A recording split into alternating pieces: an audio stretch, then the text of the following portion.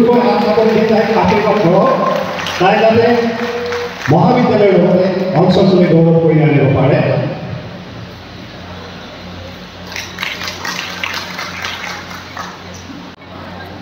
কুমুদ ৰাহা, বিপিন বৰালী, ভূপেন বৰদলৈ, মোহন শৰ্মা, পদ্মকান্ত ডেকাৰ পুত্ৰ মীনাক্ষী পায়ন বাইদেউ,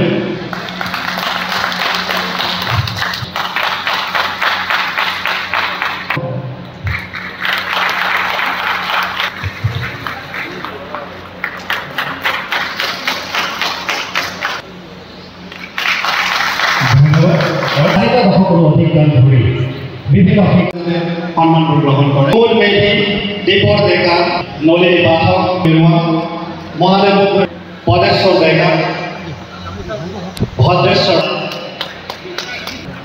স্বৰ্গীয় ললিত বৈশ্য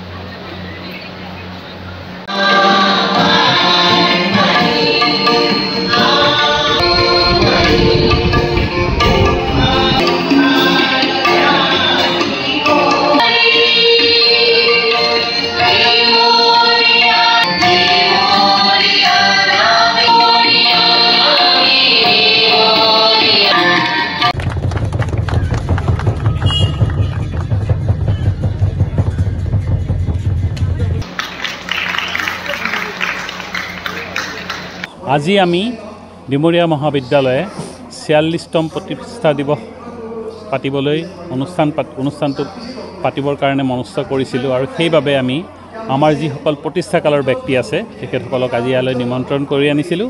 আমি প্ৰায় ১০০গৰাকী প্ৰতিষ্ঠাকালৰ ব্যক্তিক আমি যোগাযোগ কৰিছিলোঁ, যিসকল মৃত তেখেতসকলৰ পৰিয়ালবৰ্গক আমি আজি ইয়ালৈ নিমন্ত্ৰণ কৰি আনিছোঁ। আমাৰ ইচ্ছা আমি তেখেতসকলক এটা সন্মান জনাওঁ, তেখেতসকলৰ লগত অলপ আলাপ আলোচনা কৰোঁ আৰু তেখেতসকলৰ লগত আমি এসাঁজ একেলগে বহি খাওঁ আৰু আমি বিচাৰিছোঁ যে তেখেতসকলৰ পৰাও আমি নতুন দিশ দিশন্ত বা তেখেতসকলৰ পৰা আমি তেখেতসকলৰ কলেজখনৰ প্ৰতি থকা ইচ্ছা, কলেজখন কোনফালে গতি কৰিলে ভাল তেনেকৈ দিশ নিৰ্ণয় কৰাত আমাক সুবিধা কৰিব আৰু আমাৰ কলেজখন আগুৱাই যোৱাত সহায় কৰিব বুলি আমি আশা ৰাখিছোঁ।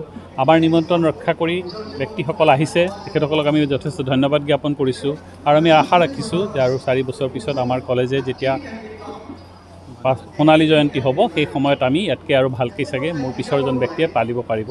এইখিনিকে আশা কৰি আজি আমি এই অনুষ্ঠানটো পাতিবলৈ যো জা কৰিছিলোঁ। ধন্যবাদ।